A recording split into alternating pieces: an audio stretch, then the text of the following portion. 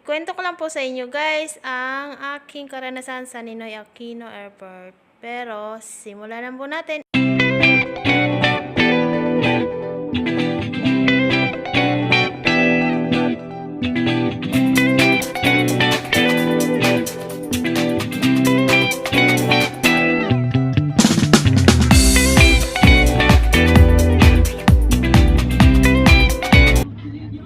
Hello guys, maraming proseso sa pagpupunta sa Saudi Arabia.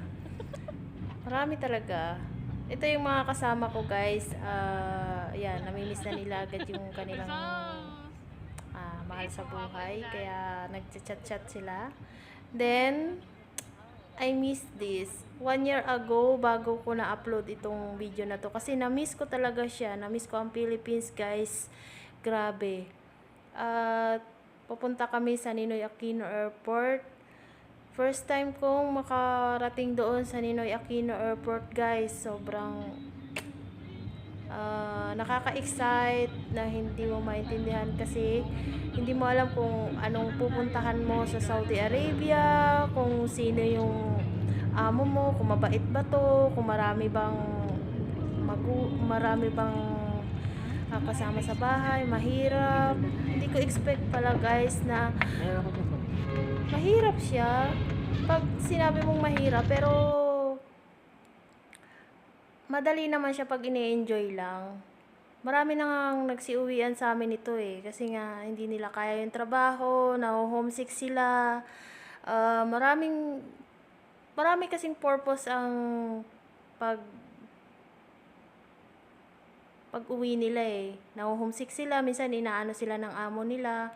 Pero ang katibayan lang nito talaga guys, mag-pray lang talaga. Ako lagi talaga ako nagpe-pray kay Lord na sana gabayan niya ako dito, makayanan ko ang 2 taon, at makayanan ko talaga yung trabaho dito sa Saudi Arabia kasi hindi talaga biro dito sa Saudi Arabia. Napakalaki ng bahay, ang daming kwarto, ang daming CR, daig pang mall sa Pilipinas. Kaya minsan ang isip ng mga OFW, madali lang. Excited pumunta ng abroad para makapagtrabaho, makatulong sa pamilya. Pero pagpunta nila dito, ayun, na-homesick sila, uuwi sila, 3 buwan lang. Hindi ba nila tinatapos ang kontrata nila, uwi na sila. Kasi hindi nila nakaya ng homesick dito. Hindi kasi biro dito guys, para kang nakakulong ng 2 taon dito sa Saudi Arabia. Kaya sa mga OFW dyan, be proud. Kasi nakayanan nyo ang homesick, nakayanan nyo ang trabaho, araw-araw, walang pahinga. Pahinga lang dito, tulog, kain ay 30 minutes na, pinakamatagal. Pero, kaya naman. Sa awa po ng Diyos, 1 year na ako. Then, nakakapag-upload na rin ako ng video ko. Naalala ko lang din yan, mga picture ko sa Ninoy Aquino Airport. Kaya,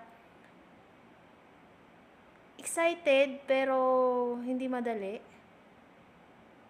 ang pagiging OFW.